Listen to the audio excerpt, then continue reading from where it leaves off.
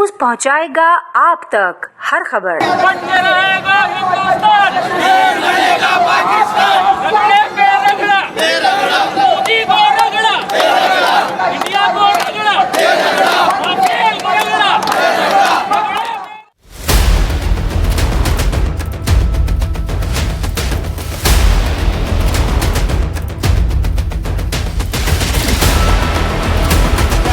मौजू तो आज नहीं है ये वाला, लेकिन मैं फिर भी चाहूंगा, अब सारे आप लोग भाई खड़े हुए थे तो मैंने कहा एक आपको बात बताऊं कि 2-3 दिन से आप लोग देख रहे होंगे कि एसबीसीए का इशू चल रहा है। एसबीसीए के ऊपर चल रहा है कि उसको निकाल दो, उसको हटा दो, ये सारी चीजें कर दो। तवज्जो ये दिलाना चाहता हूँ बिलखसूस कराची की आवाम को। इस कराची शहर के अंदर जो ग्राउंड +1 के ऊपर जो 10-10, 11-11 माले बिल्डिंग बनी है, वो मंजूर काका, नासिर खान और टप्पी के दौर में बनी थी। वो लोग कौन थे, किसके फ्रंटमैन थे, सबको पता है। आज वही जमात ये कह रही है कि एसबीसीए करप्ट है, डीजी एसबीसीए करप्ट है, ये डिपार्टमेंट करप्ट है। ये सारे लोग आपके ही है। दूसरी बात, इस शहर के अंदर कहाँ पे लैंड ग्रैबिंग होती है, कहाँ नहीं, सबको पता है। जब भी सिस्टम चला है तो सिस्टम किसने चलाया है, किसके लोग थे और कौन नहीं थे, सबको पता है। तीसरी बात यह कि एक शख्स है, वो स्पीच के दौरान बोलते हैं कि एक जमात थी जो चाइना कटिंग करती थी। बिल्कुल करती थी, आप तो कर रहे हैं। यहाँ पे 30 साल लैंड के ऊपर बड़े बड़े प्रोजेक्ट बना दिए, कोई पूछने वाला नहीं है। पहले आप अपने अंदर से अपने आप को साफ करें।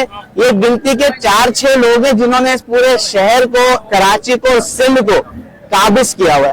अपनी मर्जी से जो कानून चाहे मुसल्लत कर दें, कोई अवाम की राय की जरूरत नहीं है। एक साहब बैठ के ये कहते हैं कि है ना, वो हमें किसी की जरूरत नहीं है सुनने की, बस हमने जो फैसला कर दिया। भाई कैसे फैसला कर दिया आपने? इतने 5-5.5 करोड़ अवाम है, आप नंबर प्लेट इशू कर रहे हैं तो उनसे नहीं पूछ रहे। हॉस्पिटल के लिए आप फंड जनरेट करने का बोलते हैं, कहते हैं सरकारी हॉस्पिटल में नहीं होगा तो प्राइवेट में करवाएंगे।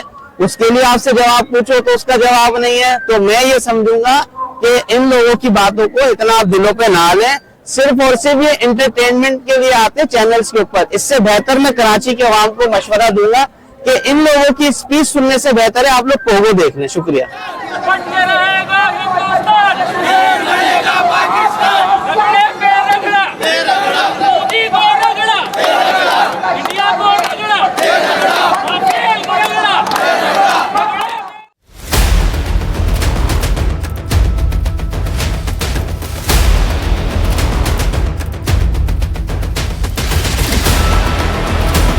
स्टेज पे वही मेरा पैगाम है कश्मीर के हवाले से कि जब हम कहते हैं कि कश्मीर पाकिस्तान की शहरक है, शहरक का मतलब क्या है कि अगर आपकी शहरक को जरा भी डिस्टर्बेंस हो तो आपका पूरा जिस्म पैरालाइज हो जाता है।